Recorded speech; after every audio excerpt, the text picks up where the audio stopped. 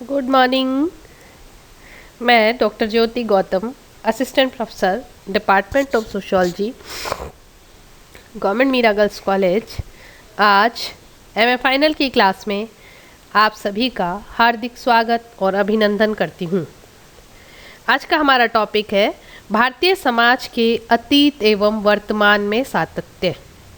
भारतीय समाज की प्राचीन समाज है, बहुत ही प्राचीन इसकी संस्कृति है, तो हम इसको अतीत से लेके आज तक देखने का प्रयास करेंगे कि किस प्रकार ये देश, ये संस्कृति अतीत से आज परिवर्तित हो गई है, किस रूप में विद्यमान थी और किस रूप में आ गई है।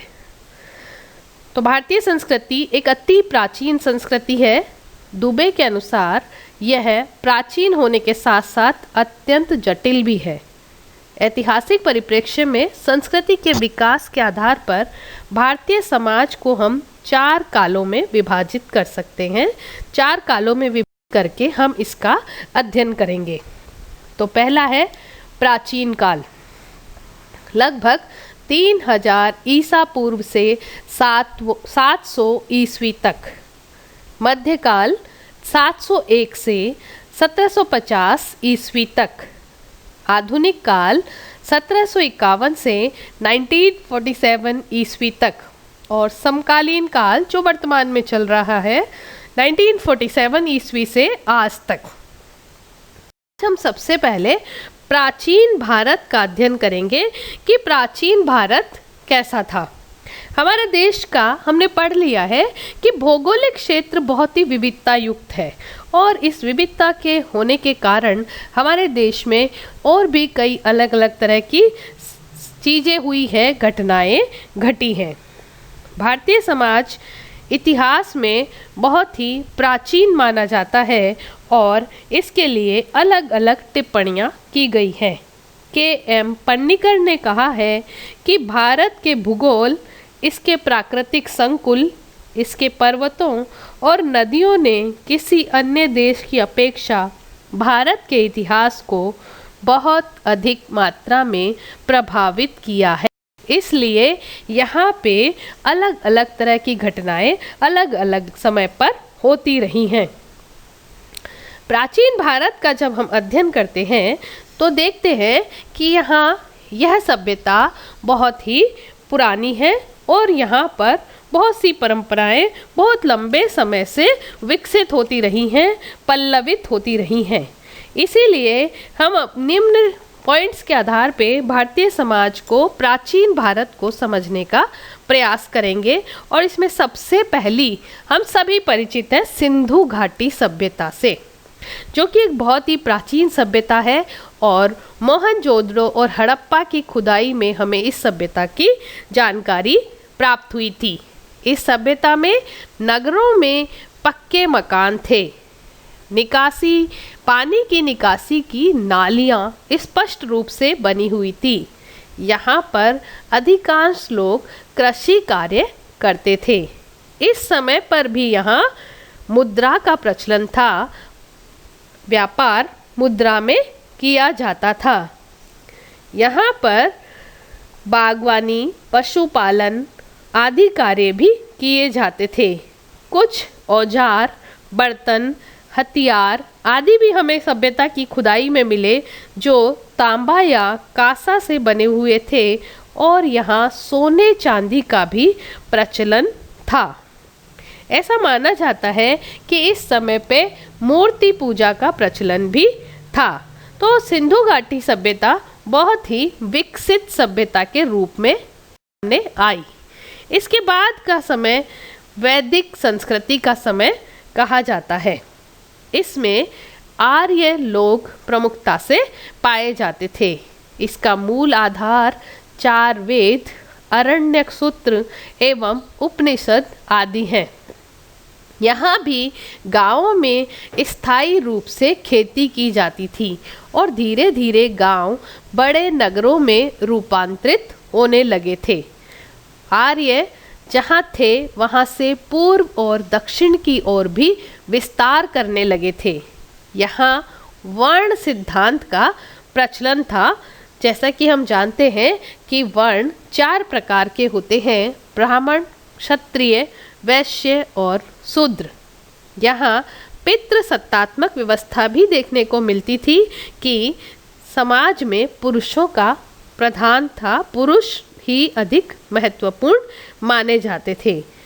धीरे धीरे यहाँ पर हम देखते हैं कि वर्ण व्यवस्था जो थी गुण और कर्म पर आधारित थी, लेकिन थोड़ी कठोर होने लगी थी। ब्राह्मणों को हमेशा यहाँ श्रेष्ठ दर्जा प्राप्त था। तो इस प्रकार वैदिक काल में पूजा पाठ पर अधिक जोर दिया जाता था। इसी काल में 2 महाकाव्यों की रचना हुई थी, रामायण एवं महाभारत। यह ग्रंथ हिंदू समाज के आधारभूत ग्रंथ माने जाते हैं। ईसा से 600 वर्षों पूर्व प्राचीन भारत में एक ऐतिहासिक मोड़ आया। इस शताब्दी में गौतम बुद्ध और महावीर का जन्म हुआ, जिन्होंने बौद्ध धर्म और जैन धर्म की स्थापना की। इन दोनों ने ही कहा कि जीवन में श्रेष्ठता, सत्यता पर बल देना चाहिए, सत्य को ही अपना आभूषण बनाना चाहिए। बुद्ध ने मध्य मार्ग की स्थापना की और अष्टांग मार्ग बताया: सम्यक दृष्टि, सम्यक संकल्प, सम्यक वाक, सम्यक कर्म, सम्यक आजीविका, सम्यक व्यायाम, सम्यक स्मृति तथा सम्यक समाधि। और महावीर स्वामी ने भी जैन धर्म की स्थापना कर अहिंसा पर बल दिया और कहा इस मोक्ष प्राप्ति को ही जीवन का अंतिम लक्ष्य बताया। इस उद्देश्य के लिए अहिंसा, सत्य, अस्तेय, अपरिग्रह एवं ब्रह्मचर्य की पालना करना आवश्यक बताया गया। इसके पश्चात मौर्य साम्राज्य की स्थापना हुई और इसके संस्थापक चंद्रगुप्त मौर्य थे और चंद्रगुप्त मौर्य के गुरु थे चाणक्य, जिन्होंने अर्थशास्त्र की रचना की। इससे पता चलता है कि भारत में एक उन्नत राजतंत्र और सामाजिक व्यवस्था पूरे विकास पर थी। धार्मिक ज्ञान के साथ साथ वैज्ञानिक विकास भी उस समय पर हो रहा था। गुप्त साम्राज्य का काल भारत में स्वर्ण युग कहलाता है। इसी काल में पुराणों, महाकाव्यों का संशोधन एवं संपादन हुआ। इस युग में गणित, रसायन एवं चिकित्सा के क्षेत्र में भी बहुत सी उपलब्धियां देश ने हासिल की।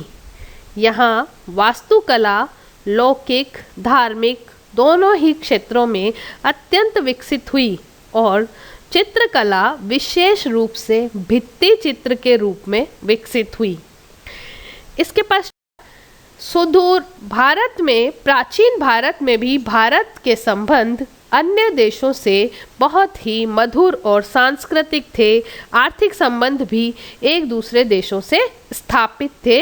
इन देशों में व्यापार होता था और ये देश प्रमुख रूप से हैं ईरान, मध्य एशिया का तजिकिस्तान, चीन, श्रीलंका, सुमेर, रोम, यूनान, मिस्र, इंडोनेशिया, मलाया, जावा एवं सुमात्रा। प्राचीन भारत एक समृद्ध भारत, उच्च संस्कृति वाला भारत, जिसमें वर्ण आश्रम की व्यवस्था थी, जिसमें आर्य लोग निवास करते थे, जहाँ सिंधु घाटी सभ्यता का विकास था।